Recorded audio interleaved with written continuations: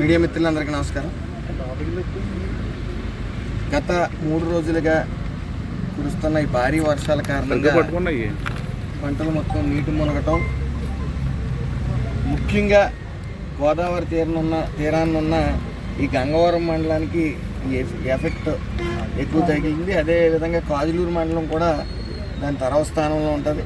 ఏదేమైనప్పటికీ రామచంద్రపురం నియోజకవర్గంలో మరి మ్యాక్సిమం ఒక 40% అయినా సరే ఈ నీట మునిగి పంట అంతా కూడా పడిపోవడం కూడా జరిగింది పంట.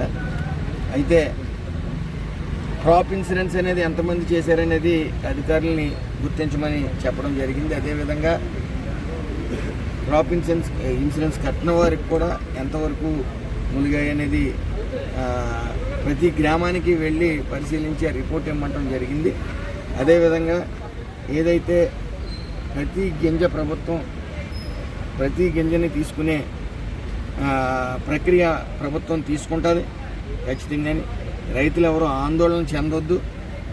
అలాగే ఈ వర్షాలు ఇంకా 2-3 రోజులు కంటిన్యూ అయ్యే పరిస్థితి కనపడుతుంది కాబట్టి అధికారులు పూర్తిగా దీని మీద దృష్టి పెట్టి ఎక్కడైతే పంట నష్టం జరిగిందో అదంతా గుర్తించి నాకు నివేదిక ఇస్తారు.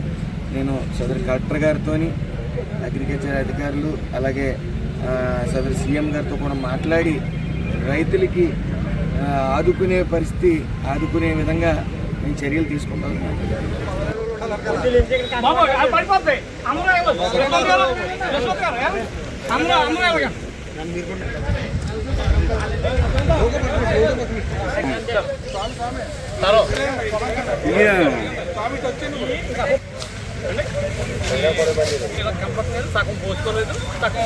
శివగారు ఇదే పని చేస్తుంది. ఇది కూడా రేపు ఇంకా కిందకి వెళ్ళిపోతుంది సార్.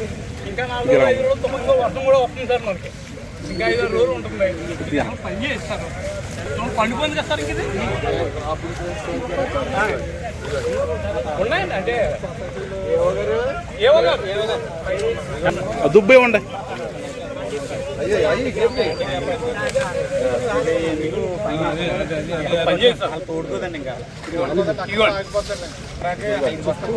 ఎవరో ఒకరు చెప్పండి. కటింగ్ ప్రాసెస్ చేసిన 4-5 గంటలు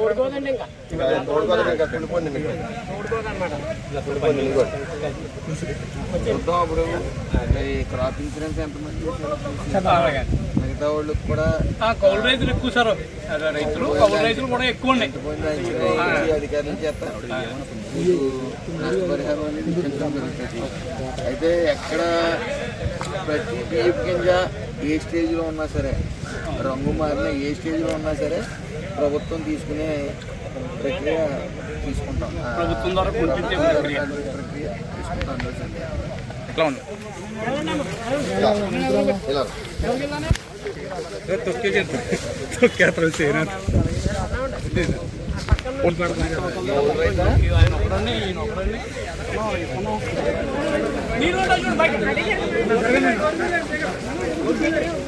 జాగ్రత్త